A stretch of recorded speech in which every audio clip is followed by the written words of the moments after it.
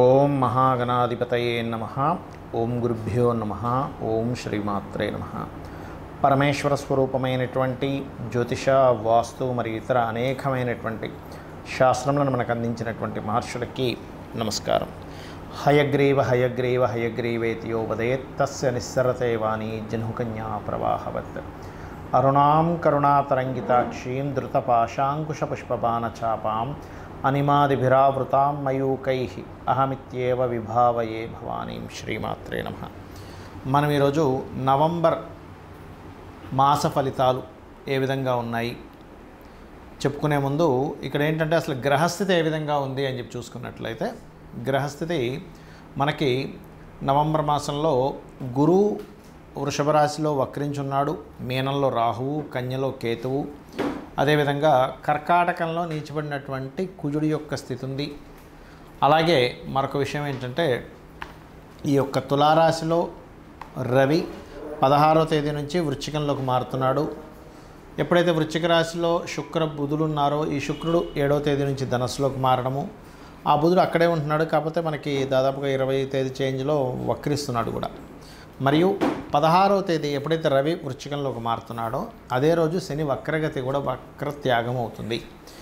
ఈ యొక్క గ్రహస్థితిని అనుసరించి ద్వాదశ లగ్నాల వారికి మరియు ద్వాదశ రాశుల వారికి, లగ్నం తెలిస్తే లగ్నం నుంచి చూసుకోండి, లేదంటే రాశి మాత్రమే తెలుసు అనుకునేటువంటి వారు ఆ రకంగా రాశి నుంచి చూసుకోవచ్చు. అయితే మీకు ఏ విషయాలు జరగనున్నాయి, ఎటువంటి విషయాల పట్ల జాగ్రత్త వహించాలి, ఏ దేవతారాధన చేసుకోవాలి, ఏ గ్రహారాధన చేసుకోవాలి అనేటువంటి విషయాలు చెప్తుంది నేనైనప్పటికీ కూడా చెప్పేసింది సాక్షాత్ లలిత అమ్మవారిగా భావిస్తూ ఒక్కొక్క లగ్నం లేదా రాశి గురించి తెలుసుకుందాం. సింహలగ్నము, సింహరాశి. మీకు మీ యొక్క రాశి అధిపతి 16వ తేదీ వరకు 3వ స్థానంలో నీచబడుతూ నీచభంగ రాజయోగాన్ని పొందున్నాడు. ఇక్కడ మనకి రెండు విషయాలు, ఒకటి 12లో నీచభంగ రాజయోగము, 3వ స్థానంలో నీచభంగ రాజయోగం. 12వ స్థానం అనేటువంటిది వివాహ జీవితాన్ని, తండ్రి యొక్క ఆస్తిని, అదేవిధంగా ఇన్వెస్ట్మెంట్స్ని చూపిస్తుంది. 3వ స్థానం అనేటువంటిది కొన్ని అగ్రిమెంట్స్, షార్ట్ జర్నీస్, అన్నదమ్ములు ఇట్లాంటి విషయాల్లో చూపిస్తూ ఉంటుంది. సో దీనివల్ల ఏంటి, ఎప్పుడైనా నిజభంగ రాజయోగాలు జరిగేటప్పుడు ఒక స్ట్రెస్ని ఇస్తూ మంచి ఫలితాలు ఇస్తూ ఉంటుంది. దీనివల్ల ఏమిటంటే కొన్ని అగ్రిమెంట్స్ వల్ల బాగా కలిసి రావడం, కొన్ని ఇన్వెస్ట్మెంట్స్ వల్ల బాగా కలిసి రావడం, కానీ కొంత జీవిత భాగస్వామి విషయంలో వివాహం, ఎందుకంటే సప్తమ స్థానంలో శని ఉండి దాని మీద కుజుడు దృష్టి ఉంది కాబట్టి వివాహ జీవిత భాగస్వామిని కానీ కొంతమంది పార్ట్నర్స్ని కానీ ఎంపిక చేసుకునేటువంటి అంశాల్లో కొంత జాగ్రత్త పడవలసిన రావడం, సహజంగానే కొంచెం కాళ్ళు నొప్పులు అవి ఉండేటువంటి వారు కొంత కాళ్ళకు సంబంధించినటువంటి లాగడము, పెయిన్స్ ఇట్లాంటివి కూడా వస్తూ ఉంటాయి. అలాగే మరొక విషయం ఏంటంటే మీ యొక్క సిబ్లింగ్స్కి కూడా ఏదైనా కలిసి రావడం కానీ సిబ్లింగ్స్ ద్వారా మీకు ఏదైనా ఇన్వెస్ట్మెంట్స్లో కలిసి రావడం అనేటువంటిది చాలా స్పష్టంగా చూపిస్తుంది. అలాగే 2వ స్థానంలో ఎప్పుడైతే కేతు ఉన్నాడో సహజంగానే మీరు ఏంటంటే ఏదైనా ఒక మనీ మ్యాటర్స్ విషయంలో బంధువర్గంలో ఉన్న వారితో మంగళవారాలు ఏదైనా మనీ మ్యాటర్స్ డీల్ చేసేటువంటి అంశాల్లో కొంత జాగ్రత్తగా ఉండండి.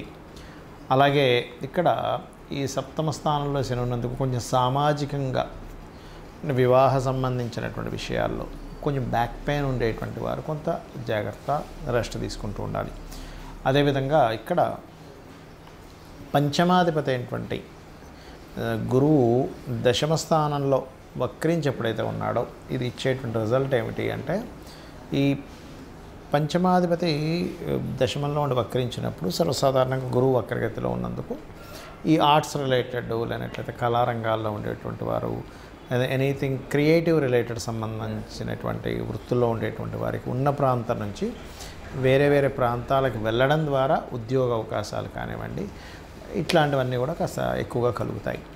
అలాగే మరొక విషయం ఏంటంటే కాస్త ఇక్కడ మీరు 4వ స్థానాధిపతి నీచబడి ఉన్నాడు కాబట్టి కొంచెం ల్యాండ్స్ అవి తీసుకునేటప్పుడు అవి కరెక్ట్గా ఉన్నాయా లేవా డాక్యుమెంట్స్ అని కాస్త చూసి తీసుకోండి.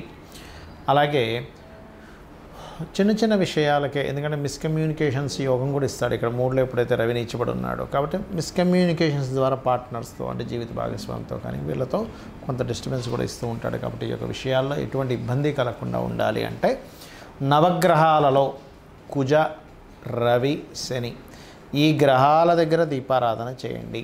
వీరి దగ్గర దీపారాధన కానీ చేసినట్లయితే మీకు ఆ స్ట్రెస్ కానీ ఇట్లాంటివన్నీ కూడా తగ్గుతాయి. మరియు మీ దగ్గరలో గోశాల కనుక ఉన్నట్లయితే గోవులకి మంగళ శనివారాలు గుర్తుపెట్టుకోండి, లేదా ఆదివారం గోధుమ రవ్వ, క్యారెట్స్, బెల్లము ఇవ్వండి.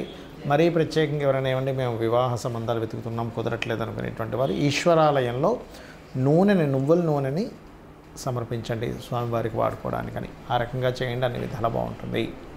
మరి లగ్నము రాశి ఇవేమీ తెలియవండి. నీచబడినటువంటి కుజుడు శనిని చూస్తున్నాడు కదా, నీచబడినటువంటి కుజుడు నీచబడ్డ రవిని చూస్తున్నాడు కదా. మరి ఏమీ తెలియనటువంటి వారు జనరల్గా తీసుకోవాల్సిన జాగ్రత్తలు ఏమిటి అంటే ఒకటే గుర్తుపెట్టుకోండి, ఎప్పుడైనా కుజుడు ఈ రకంగా నీచబడ్డప్పుడు, నీచభంగా రాజయోగం జరిగినప్పుడు ఏం జరుగుతుంది అంటే అసలు ఊహించని విధంగా ల్యాండ్ రేట్స్లో హైప్ అవుతుంటుంది, డౌన్ అవుతుంటుంది. గుర్తుపెట్టుకోండి, అరే మొన్ననే కదా ఇంత తక్కువగా వచ్చింది, వెంటనే ఇంత రేట్ పెరిగిపోయిందా అనేటువంటి ఫీలింగ్ వస్తుంది. అలాగే రాజు కారకుడైనటువంటి రవి మీద కుజుడు దృష్టి, దీనివల్ల ఏంటంటే కొంచెం దేశాల అధికారుల మధ్య దేశాల మధ్య ఉండేటువంటి తీవ్రత పెరుగుతుంది. ఎందుకంటే ఇక్కడ శనిని కూడా కుజుడు చూస్తున్నాడు. ఇది గోచారంలో జరిగేవి. మరి జనరల్ పబ్లిక్ ఎటువంటి జాగ్రత్తలు తీసుకోవాలి? ముఖ్యంగా ఎవరైనా సరే ల్యాండ్స్ తీసుకునే విషయంలో, ప్రాపర్టీస్ తీసుకునే విషయంలో, వాహనాల మీద వెళ్ళేటువంటి అంశాల్లో జాగ్రత్తగా ఉండాలి. అలాగే కొన్ని వివాహ నిర్ణయాలు, ఎందుకంటే సప్తమ స్థానంలో రవి ఉన్నాడు కదా, నీచభంగ రాజయోగం జరిగినప్పుడు ఏమవుతుందంటే ఇంక ఈ వ్యక్తికి వివాహం అవ్వదు అనుకునేవి కూడా జరుగుతుంటాయి ఈ నీచభంగ రాజయోగం వల్ల. అలాగే కొత్త వ్యాపారాలు ఎవరైనా ప్రారంభించినప్పుడు, ఎందుకంటే న్యాచురల్ 11th హౌస్లో శని ఉన్నాడు, దాని మీద కుజుడు దృష్టి ఉంది. మరి దీనికి అందరూ చేసుకోవాల్సిన రెమెడీ ఏమిటి చూసుకున్నట్లయితే నవగ్రహాలు ఉంటాయి మనకి. నవగ్రహాల్లో ప్రత్యేకంగా మీరు కుజగ్రహము, రవిగ్రహము, శనిగ్రహము ఈ 3 తీసుకోండి.